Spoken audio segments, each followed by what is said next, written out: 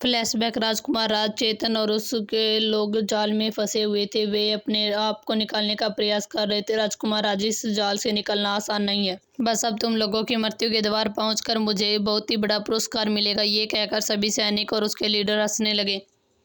इतनी भी जल्दी क्या है? पुरस्कार पाने की एक मधुर और सख्त आवाज जंगल में गूंज उठी। एक घोड़े पर एक लड़की बैठी थी, उसके की तरफ ही आ रही थी। उसी के पीछे सैकड़ों सैनिक थे। जल्द ही वे उन लोगों के सामने मुकाबला होने लगा। इस दौरान कुछ लोगों ने राजकुमार राज और उसके लोगों को जाल से निकाल दिया। थोड़ी देर में उनका लीडर उनके पैरों में पड़ा हुआ था।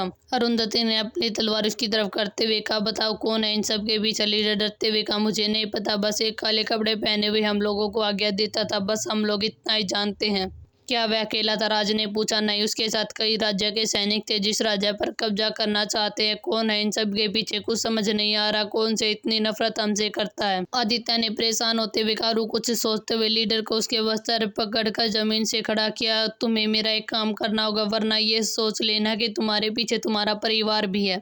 उसकी बात को सुनकर लीडर घबरा गया। नहीं नहीं, है जैसा आप कहेंगे वैसा ही करेंगे। तो उन लोगों से कहना कि राजकुमार राज चेतन वह सब तुम लोगों को धक्का देकर भाग गई। जैसा कहा वैसा ही करना। ये कहती हुए उसने लीडर को धक्का दिया। लीडर जल्दी से घोड़े पर सवार हो गया, राजा की तरफ पलट गया। राजकुमार ने अरुंधति को कसकर गा लिया।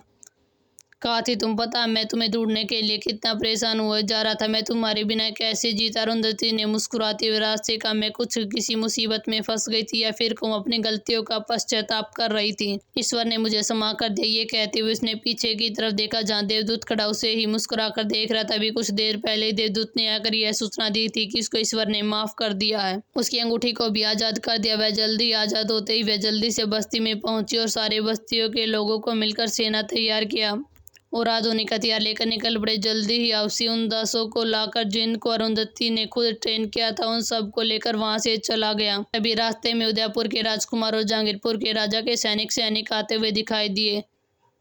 उनको देखकर राजकुमारी अरुंधति हैरान रह गई। राजकुमार आप लोग यहाँ पर? मुझे राजकुमार राज ने सूचना दी कि आपके राज्य पर मुसीबत आ गई, उसको मदद चाहिए। राजकुमारी अरुंधति ने दोनों को धन्यवाद किया और उन्हीं के साथ राज की तरफ बढ़ गई। तभी राजकुमारी अरुंधति का गुप्तचर उन लोगों के पास आता हुआ दिखा। उसने अरुंधति के कान में कुछ कहा, जिसे सुनकर उसकी आंखें बड़ी हो गई। उसने गुपचुप के कानों में कुछ कहा। उसकी बात को सुनकर गुप्तचर वहां से फौरन निकल गया। अरुंधति ने उन लोगों से कहा, हम लोगों को वहां जाने से पहले की योजना बनानी होगी। उसकी बात सुनकर सभी लोग इकट्ठा हो गए, योजना बनाने लगे। फ्लैशबैक। वह रानी को सारी बातें बताए। कैसे आपको पता है कि उसे गुप्तचर हमारे कानों में क्या कहा? अरुंधति एक अंगड़ाई लेते हुए कहने लगी, उसने हमें बताया कि आपके पिता के राज्य में इस राज के लिए क्या षड्यंत्र रचा जा रहा था। वह भी बताए कि उसमें से आप दोनों शामिल है। लेकिन मैंने जो गुप्तचर के कानों में कहा था वह आपको पता चल गया जाएगा।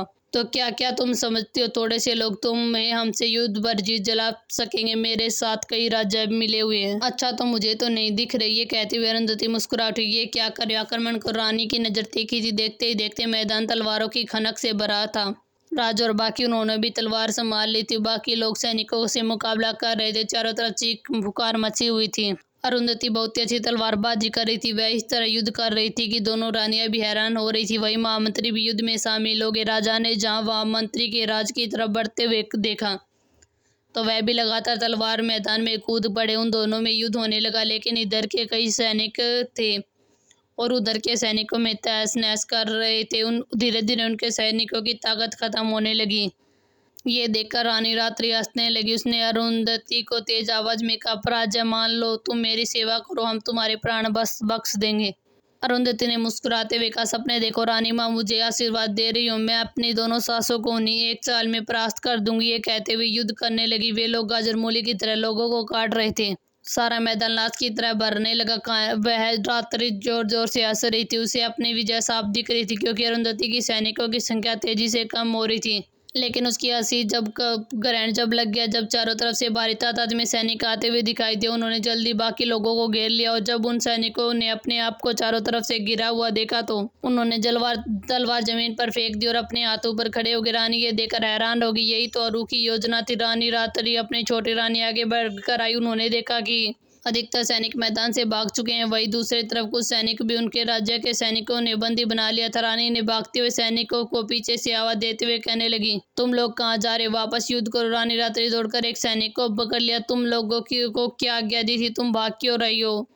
उस सैनिक ने डरते हुए अरुंधति की तरफ देखते हुए कहा, महारानी आपको मरना है तो मरिए, लेकिन मुझे अपने राज्य वापस जाना। मेरे परिवार आपने यही नहीं बताया कि राजकुमारी अरुंधति जीवित। अगर आपने ये नहीं कहा होता कि हमारे राज्य अगर आपने ये बताया होता तो हमारे राज्य के राजाओं ने हमें आपके साथ युद्ध करने के लिए कभी नहीं भेजा होता। लेकिन राजकुमारी अरुंधति को आप अच्छी तरह से नहीं जानती, वह शैतान है। ये कहते हुए सैनिकों ने अपने आप को छुड़ाया और तेजी से बाहर निकल गए। भाई अरुंधति मुस्कुरा रही थी और अरुंधति की माँ ने अपने सर पर हाथ मार दिया। ये लड़की अरुंधति देवराय के पास गई और कंधे पर हाथ मारते हुए कहने लगी, ये क्या बात पिताजी, आप भी अपने जवानी में बड़े रंगीन थे। देवराज इसकी बात सुनकर इधर उधर देखने लगे, उनका चेहरा शर्म से लाल हो गया। भाई प्रिया गुस्से से देवराज को घूर रही थी। देव ने प्रिया को देखा, वो पलटकर अरुंधति की तरफ देखने लगे।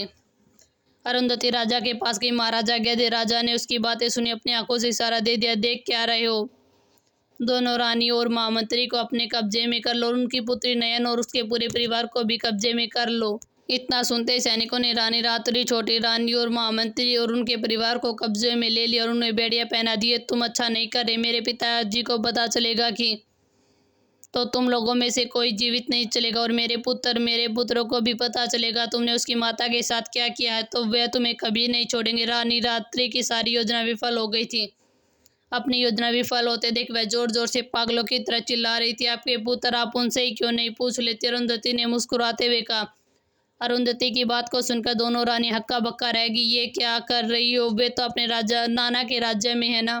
तभी सैनिकों के बीच में से 3 लोग आए। उन्होंने अपने चेहरे से कपड़ा हटा दिया, भरी हुई आंखों से अपने दोनों माओं को देखा। जय विजय की आंखें खून की तरह लाल हो रही थी, जैसे वे अपने आप को बहुत ज्यादा सख्त दिखा रहे हों। रानी रात ने अपने दोनों पुत्रों को देखा तो सैनिकों अपने आप को एक झपट्टे से छुटाकर उनकी तरफ दौड़ी और जय विजय को गले लगाते हुए देखी, देखो पुत्र, ये लोग हमारे साथ क्या कर रहे हैं। भाई बाकी लोग सब उन दोनों माँ और बेटों को ही देख रहे थे। अजय और विजय ने रानी को एक तरफ धक्का दे दिया, आप हमारी माँ नहीं हो सकती, आप एक लालची रानी है जिसको राज्य करना है, मुझे आपसे कोई मतलब नहीं रखता, क्या आप समझी।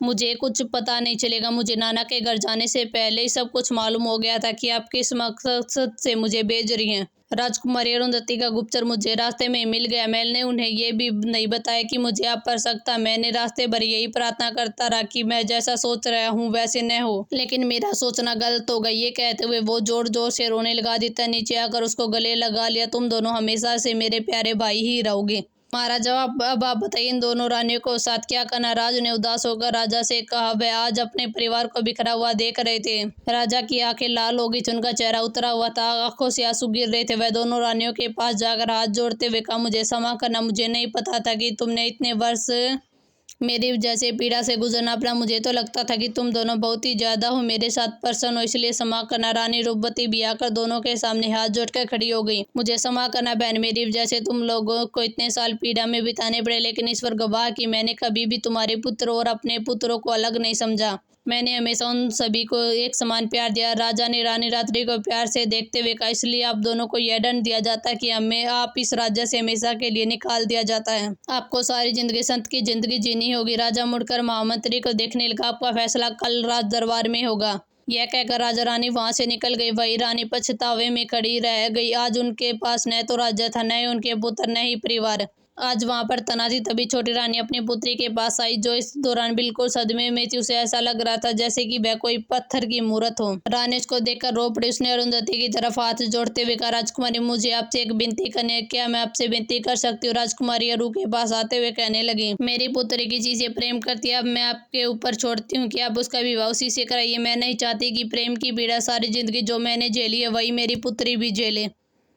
ये कहते हुए रानी ने उसके आगे हाथ जोड़ लिया। अरुंधति ने राजकुमारी को अपने सीने से लगा लिया। आदित्य, राज, सभी लोग उसके पास आकर खड़े हो गए। चेतन सबसे दूर राजकुमारी को ही देख रहा था। राजकुमारी अरुंधति ने चेतन को अपने पास बुलाया और राजकुमारी के सामने हाथ खड़ा कर दिया। राजकुमारी, आप चेतन से प्रेम करती है ना। उसकी बात को सुनकर राजकुमारी ने सर उठाकर चेतन फिर अरुंधति को देखा। हाँ, मुझे पता। ये कहते हुए चेतन का हाथ राजकुमारी के हाथ में दे दिया। आप दोनों एक साथ एक दूसरे का सुखी जीवन बिताए। उसके बाद सुनकर राजकुमारी ने अरुंधति को गले लगा लिया। राज आदित्य, जय विजय भी अपनी बहन को अपनी बाहों में लेकर चुप कराने लगे। दूसरे दिन राज दरबार खचाखच बुलाव बढ़ा हुआ था। सामने महामंत्री, उसका परिवार और राजकुमारी नयन बेड़ियों में बंधी हुई थी, जमीन पर बैठी थी। उसके चेहरे पर पछतावा साफ नजर आ रहा था। आप सबका अपराध सिद्ध हो गया, इसलिए आपको आजीवन कारावास दिया जाता है। राजा ने क्रोध में उन लोगों को देखते हुए दंड दिया। दंड सुनकर सिपाही के साथ साथ झुकाकर वहां से निकल गए। चलो तमाशा खत्म हुआ, ये कहते हुए अरुंधति राजकुमार राज की तरफ मुड़ गई। तभी उसने दिल के पास बहुत ही तेज दर्द हुआ। तभी उसके दिल को पकड़ लिया। उसे अचानक उसके मुंह से खून की उल्टी हुई। इसको इस हालत में देखकर सभी के मुंह से चीख निकल गई। राज दरबार में भगदड़ मच गई। इधर राजकुमारी अरुंधति मूर्छित होकर जमीन पर गिरने वाली थी कि राजकुमार राज ने उसे अपनी बाहों में समेट लिया। राजकुमार राज का चेहरा डर से पीला पड़ चुका था। राजा रानी महामंत्री सैनिका बीज ने उसे घेर लिया था। राजकुमारी सुलोचना भी यहाँ वापस आ चुकी थी। वह भी जोर जोर से रोने लगी। रानी जल्दी जल्दी उसके हाथों को मसल रही थी। राजा वेद जी, राजा वेद को बुलाओ, राजा जोर से चीखा। राजकुमार राज ने उसे गोदी में उठाया और अपने कमरे में ले गया।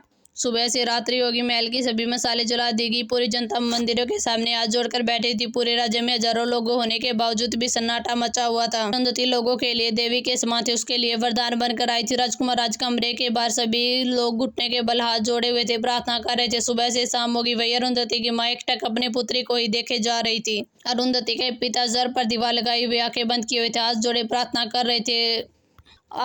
अरुंधति के दोनों भाइयों की हालत भी ज्यादा बुरी थी। अपनी लाडली बहन को इस तरह देखकर उनके प्राण निकल रहे थे। उदयपुर के राजकुमार, अन्य राजकुमार, चारों राजकुमार, अरुंधति के परिवार, राजा रानी सभी वहीं होने के बावजूद कमरे में सन्नाटा पसरा हुआ था। उन्हें 3 राज्यों के राजा वेद व राजकुमारी अरुंधति को होश में लाने की कोशिश कर रहे थे, लेकिन उन पर औषधि का कोई असर नहीं हो रहा था। या राजकुमार राज ने जैसे प्राण ही निकल रहे थे। जैसे जैसे वक्त बीत रहा था, ऐसे लग रहा था वह भी उसी के साथ प्राण त्याग देंगे। अरु की हालत खराब हो रही थी। अरुंधति की हालत बहुत ही बिगड़ती जा रही थी। रानी रात्रि का दिया हुआ विष धीरे धीरे राजकुमारी अरुंधति पर चढ़ रहा था। तभी एक बार फिर कमरे में धुआं भर गया। सभी लोग अपने स्थान पर जम गए। देव दूत उस धुंध से निकलता हुआ राजकुमारी अरुंधति के माथे पर हाथ रखते हुए कहने लगे, राजकुमारी आंखें खोलिए। उतना कहते ही अरुंधति ने अपनी आंखें खोल दी और कमजोर आवाज में मुस्कुराते हुए कहने लगी, मुझे क्या हुआ? मैं इतनी कमजोर क्यों लग रही हूँ? देवदूत ने कहा, आप विष की वजह से कमजोर हो गई। अब आपका जाने का समय हो गया। आपका क्या मतलब? देवदूत अरुंधति ने कमजोर आवाज में कहा, मैंने कहा था ना कि आपका कार्य पूरा हो जाएगा, इसलिए आपको वापस आपकी दुनिया में जाना होगा। राजकुमारी देव ने उसे उदास नजरों से देखते हुए अरुंधति की आंखों में आंसू गिरने लगे। उसने कमजोर हाथों से जोड़ते हुए कहा, कृपया करके मुझे कुछ साल यहाँ रहने दीजिए। मैंने अभी अर्श को महसूस ठीक से भी नहीं किया। मैंने उसे ज्यादा बढ़ते हुए भी नहीं देखा। मैंने अभी राज के साथ अपना परिवार भी नहीं जिया। अभी मुझे बहुत से कार्य करने, क्या ईश्वर मुझे 3 साल का समय नहीं दे सकते? देव ने उसकी बात को सुनकर उदास हो गया। उसने आंखें बंद की और हाथ जोड़कर समाधि में लीन हो गया। कुछ देर बाद उसने आंखें खोली और मुस्कुराते हुए कहा, ईश्वर ने आपकी बातें मान ली, लेकिन सिर्फ 3 वर्ष के बाद आपको वापस जाना होगा। अरुंधति ने हाथ जोड़ते हुए कहा, मेरा ईश्वर को धन्यवाद करना। मैं वादा करती हूँ 3 वर्ष पूरे होने के बाद आप जहाँ भी ले जाना चाहेंगे मैं चली जाऊंगी। ये कहते हुए उसने आंखें बंद कर ली। सफेद धुआं गायब हो गया। सब लोग वापस अपने स्थान पर जब पहले जैसे हो गए। देव के जाते ही राजकुमारी ने अपनी आंखें खोल दी। उसका जीवन लौट आया। सभी के चेहरे पर चमक आ गई। राजकुमार ने उसके हाथ पकड़ते हुए उसे हाथ को चूमने लगा। अरुंधति ने उसे कमजोर आंखों से राज को देखते हुए कहने लगी, कुछ तो लज्जा करो, सब बड़े लोग हैं। उसकी बात सुनकर सब हंस पड़े।